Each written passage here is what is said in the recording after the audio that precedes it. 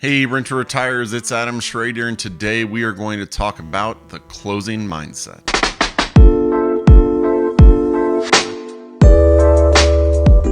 Before we get started with today's video, let me remind everybody, please subscribe to our YouTube channel, click the notifications bell. Don't miss out on any of this content that we're putting out as we try to make you the best investor you can possibly be. And at the end of the video, if it's been helpful, please click the like button. Let the algorithm know that it's something other people should get to watch. We greatly appreciate you doing that. And as always, leave a comment below if there's anything that you have questions about or anything else you want us to cover.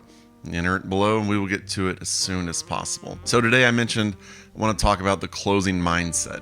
And the closing mindset that I'm referring to here is once you go under contract, you need to be under a certain mindset. And what is that? It is the mindset that you're going to close. But there needs to be a caveat that you're going to close when the deal makes sense to you. So you're going under contract on these properties, on a rental property, because of certain reasons. Obviously, sometimes that's cash flow, sometimes that's depreciation, sometimes it's appreciation. It just depends on the particular deal. But every time you're going under contract on a deal, there is a reason for you doing it.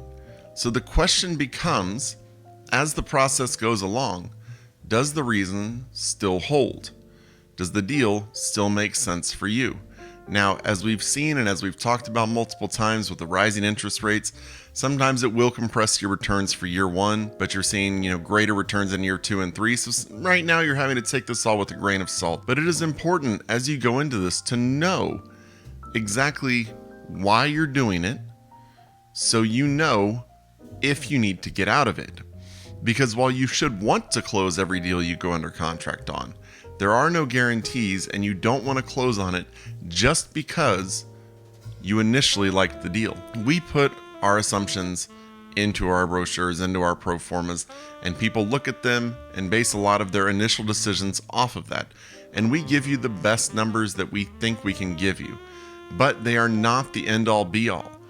That's part of the due diligence process, is making sure that the property tax numbers were as close to right as possible. The insurance quotes that we're giving there, we're giving you based on our historical knowledge of interest rates, but obviously these can change over time. They're not supposed to be in flood zones, or if they are, we're listing that you need flood insurance, but sometimes the zoning laws were slightly different than our team realized, and maybe it is in a flood zone and you need flood insurance, and then it doesn't make sense.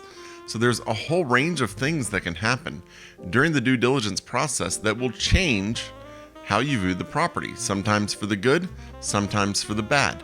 So you need to be looking every single time you do your due diligence. You need to look back at your deal and say, has this changed the deal fundamentally? If it hasn't, then keep moving forward.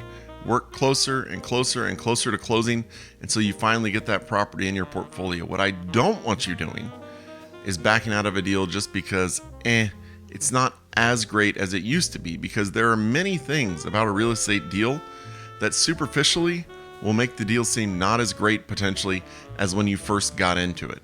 But the fact is, if you look at the value over time, it's going to look better and better and better. Real estate is one of those deals that your property gets older, but your returns a lot of times keep getting better. You're able to depreciate a lot. You're able to write off taxes a lot. There's a lot of things that are going on outside of just the cash flow. That means that just a simple compressed cash flow is not a very good reason for not going forward on the property.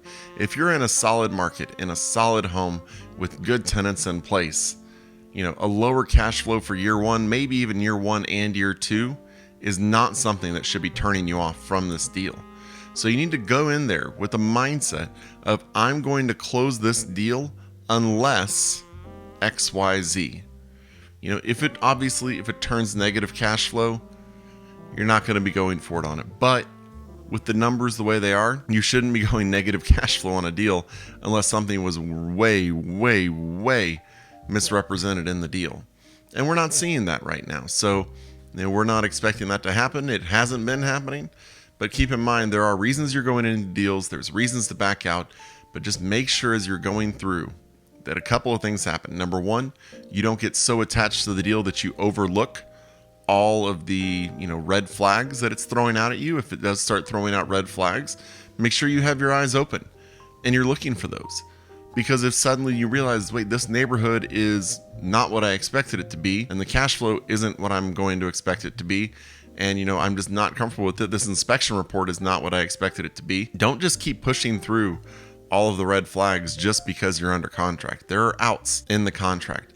But also, when you get that inspection report back, when you get the appraisal back, when you get all of that, don't just back out because there's one hiccup. Keep pushing forward, renegotiate the deal if needed, and just keep going and going and going, because over the long run, as you're doing this, remember, you're doing this for a reason. You're in it for a particular reason. The deal made sense to you for a reason.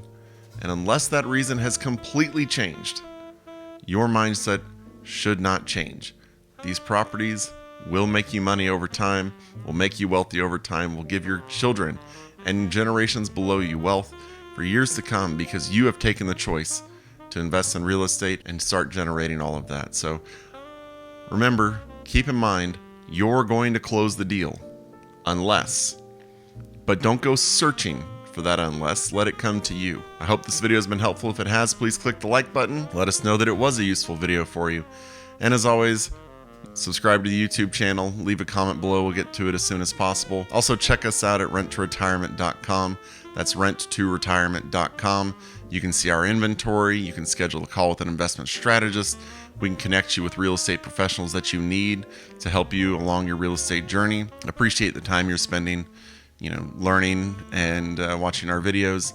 Again, check us out at renttoretirement.com. You can also see our podcast there.